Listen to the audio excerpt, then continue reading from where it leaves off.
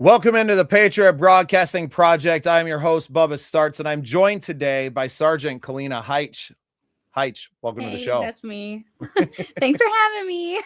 I'm so grateful to get to have this conversation with you. Obviously, we connected, our foundation, Operation Combating Veterans Suicide, something that's near and dear to both of our hearts. But your journey into the military is so intriguing to me because it's not the typical one, and the job that you do in our military is very different from a lot of jobs as well. So really just wanted an opportunity today. I know we're going to be working together and we're going to get more to that towards the end of the episode as well, but want to get to know you a little bit better and introduce you to all of our fans here on the network. So starting out, would just love to get a little bit of your backstory in joining the military, and we'll kind of pick it up from there. Absolutely. My name is Kalina. Most people know me as Sergeant Hyche, any and everything in between. So I am a public affairs specialist. Those that are in the Army know that as a 46 Sierra. I joined during COVID. I was one of those weird ones. I was about a year after my undergraduate degree. And first of all, everybody always asks, why did you join? What is your why? For me, it's a little different. So my ex-husband at the time was an MP, and he had joined and needed a battle buddy promotion. But he was like, there's no way you're going to do it. And naturally, what does that mean? I'm going to do it. So I looked through my long list of what I could do, all the little brochures, and I was like, oh, I'm only going to join if I'm a public affairs specialist. And so here I am, and I've completely fallen in love, and I currently serve with the Tennessee Army National Guard. So you got in on a dare, essentially. Absolutely. Absolutely. And I'm so glad that I did. And I don't know that everyone has that experience. I would say very few have a positive experience doing anything quite like that. But life has a funny way of putting us where we're needed. And I love what you get to do with your job. Being a storyteller myself and building a platform, and several of them now, for that exact purpose, it made the prospect of working with you extremely attractive as we try to get more of our active duty and veteran stories out there, because I think they're so impactful. And you've done some really great work out in the field. I would love for you to share maybe a couple of key moments for you and your service so far in getting out and really getting to know the boots on the ground, quite literally, and being with them when they are out on missions. Absolutely. So I've done a bunch of different stories, everything from individual stories to unit camaraderie stories to just fun photojournalism. So some of my top favorite stories I've done, I can share a little bit about.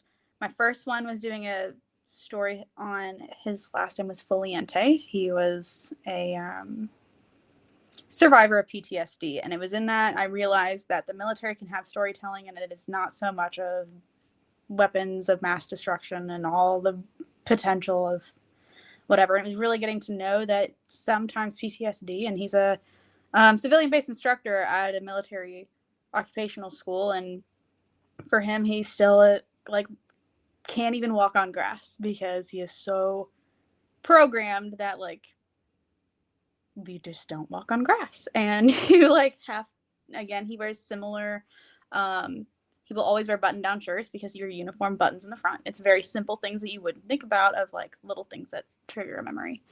I've done an interview and a story on a soldier who had brain cancer and is still serving in our state. Really getting to know his journey of how he's able to battle cancer and serve at the same time. I've done stories that I did a deployment feature on a unit that was deployed to the Middle East. So I got to see the in and outs of what exactly they were doing and finding upon searches, and get to tell not only how great that unit has done, but also highlighting soldiers of their experience while they're deployed. But then I do fun things. So I take fun photos from everywhere and in between of bilateral exercises to the most recent was DC Safe and Beautiful. So I had multiple photos used by Department of War, the White House, Big Army to help promote our soldiers and airmen. That's pretty awesome. What a way, for you, and not that you're, being put in the least dangerous of situations all the time. Obviously, anyone who's going into a war zone and following these stories is serving. But what an interesting way to serve. Now, did you have a journalism background from your undergrad that kind of pushed you in this direction, or did you just like, this seems like the safest thing if I'm going to take this dare and prove my ex-husband wrong, that this seems like the path for me? It's a little bit of a nutshell. So I'll never forget, in high school we had Marines come to my school, and which is funny because I went to an art school, so to think that Marine recruiters are coming to an art school is kind of weird. But anyways, definitely wanted the potential of being adrenaline. In high school, I was like, oh, I can be a pararescuer. That sounds so cool. Talked to my dad about it. My dad's like, do not ever join the Marines. Go join Navy or Air Force. And I was like, but the Army. And so I was like, you know what, though? Like, I am not a D1 athlete. Nope, can't do it. So I went to college and got a degree. I actually started as an audio engineering major and ended up switching to sociology. Which definitely opens your viewpoint to seeing the world in a whole nother light. And while I was in undergrad, I fell in love with marketing. So I actually had a passion for doing digital media and storytelling at a higher educational university level. And so because of that lens, when I saw all the jobs, first of all, I didn't even think public affairs is a thing for the military. And then I was like, oh, well, duh, who the heck takes all the photos? Probably someone who's in the uniform. So when I saw that was an actual description, I was like, oh, well, if that's a thing, why wouldn't I sign up for this? And so that's what in turn led me. I went to my recruiter. I was like, this is it. This is all I want to do. And they're like, you could be this. I was like, I only want to be this. I will not sign these papers unless it is this. That is it. And yeah, so I think I waited 1 month and then I shipped out and did that whole stint back to back of basic and my annual training or my school training. So incredible. And you are Tennessee Army National Guard, correct? Yes, that is me. The volunteer state. Yeah, well, and the beautiful state. I was actually born in Tennessee, so deep roots there.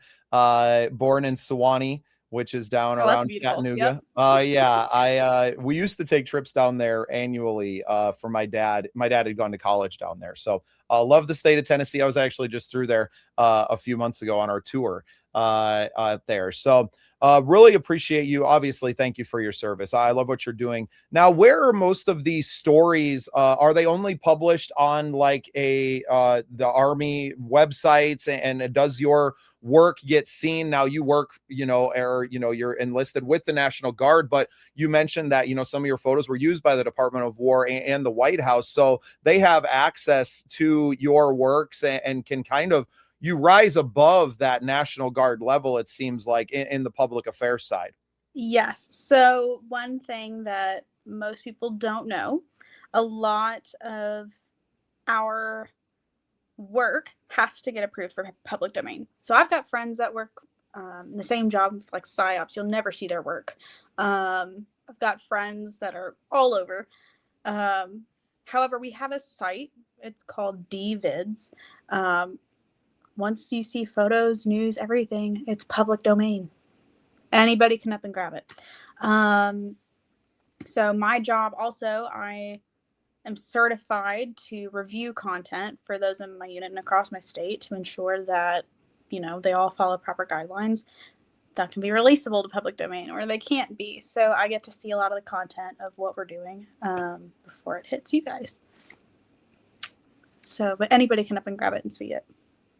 Right. Well, and I think that a lot of us who are not, like myself, that are civilians, that have never been exposed to that, no one that close to me, I've never had a reason to go look for it. Right. Until now, with our work with Operation Combating Veteran Suicide. And that's one of the reasons that, when we were able to connect the first time, that was like, oh, I think this is going to be a really awesome relationship, because there's so much education that you can give me and to our civilian population that want to support veterans, but that have no idea what that experience is really like. And it was a big impetus why, I kind of challenged you a little bit to, capture more of these stories and to have conversations with, veterans or active duty to the level that we can, to share the human stories inside of that, because I think it's very easy to look at our military and to think that everyone has the same journey. And that is not at all the case whatsoever.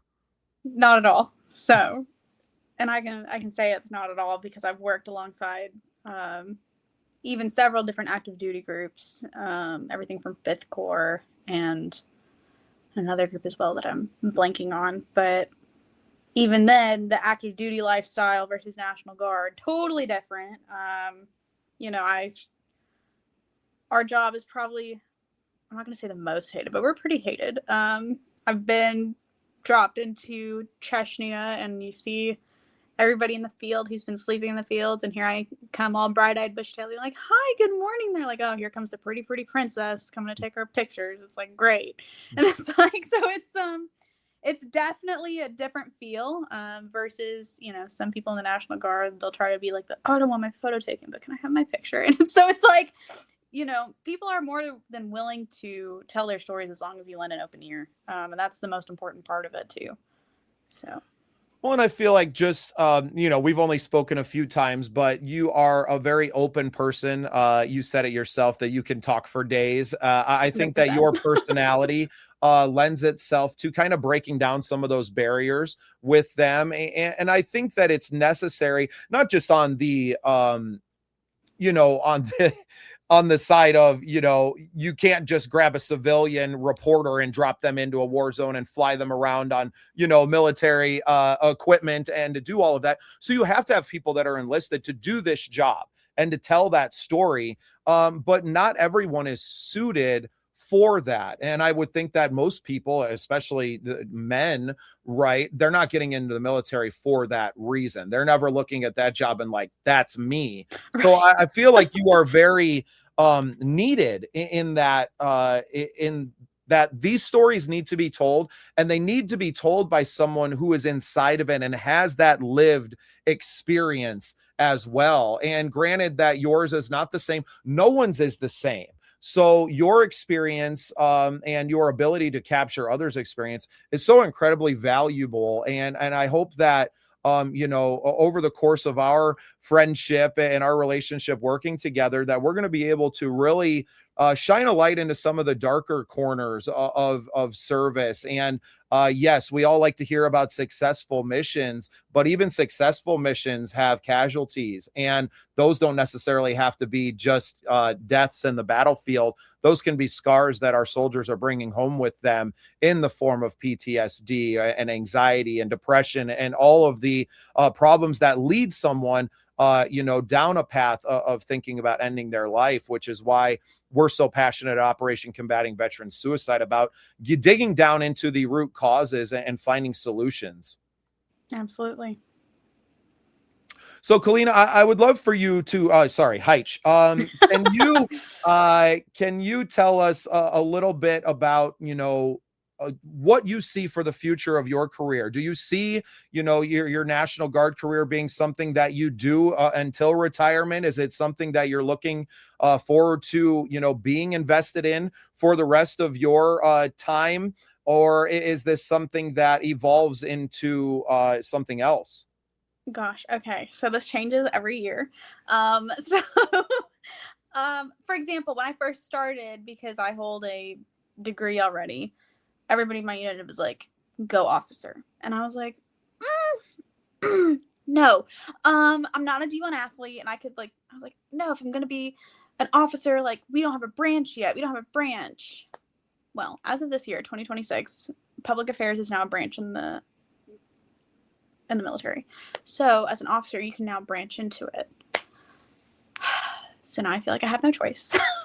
So I've been considering going what we call like green to gold, so going from being an enlisted service member to being a commissioned officer, and continuing hopefully for my little 20-year, if not more, career, just because I am so passionate about the storytelling. And I've had many opportunities of, if you would have told me that I would have my photo used by the White House, I'd be like, haha, you're funny.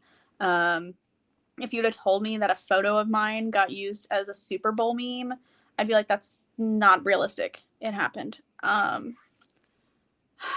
The fact that I'm proud of my photo being used as a meme by U.S. Army, like, I feel like I shouldn't be proud, but I'm very proud. So it's a definite change. But I've had these huge milestones that I've hit in just my first 5 years of service, and now it's I see myself having to change more into a truly looking at mentorship and truly looking at broadening that and allowing myself to step back a little bit and be like, okay, well, let's help push us into a better direction as well.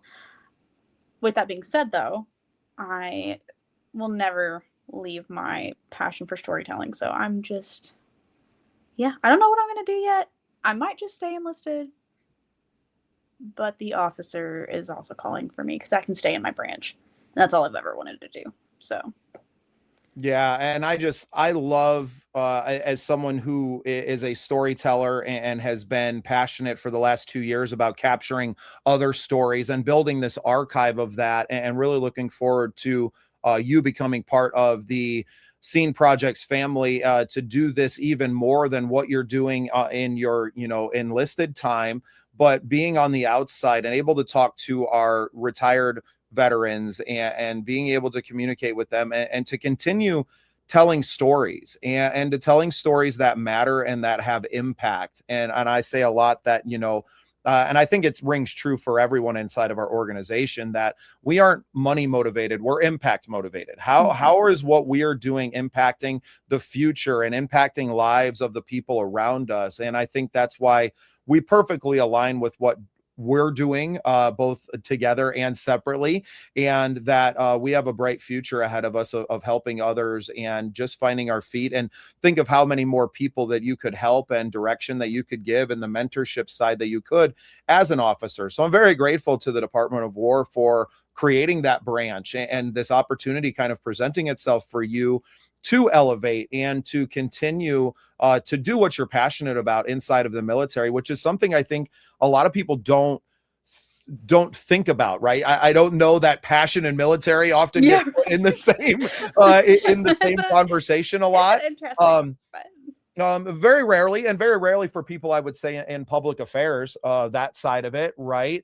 Yes. There's probably people that are very passionate about shooting big guns and driving tanks and those kind of things. I'm sure there's some of that, but to be on that storytelling side and getting that out there and being able to dig a little bit deeper. And, I hope that you do. I hope that you do stay and you do go after that officer and that you bring in new ideas. And I know that it's very hard to get through, new ideas in the military can be challenging, but maybe because it's a new branch that they're going to be very open to some of these brilliant ideas that you have. And the fact that you have had your photos used by the White House and have become meme worthy, that you will, there's some notoriety inside of that as well. So I'm just so proud of you. I know that we've only just started to get to know each other, but I'm really proud of the human being that you are. I'm proud that you are in our military and that we have incredible people like you that are serving our country, and that we can stand beside you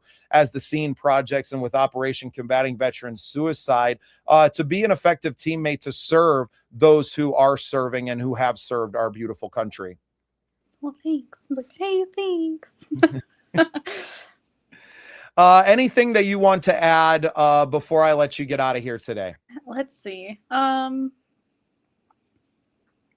The only thing I could add for anybody that listens or watches this later, first of all,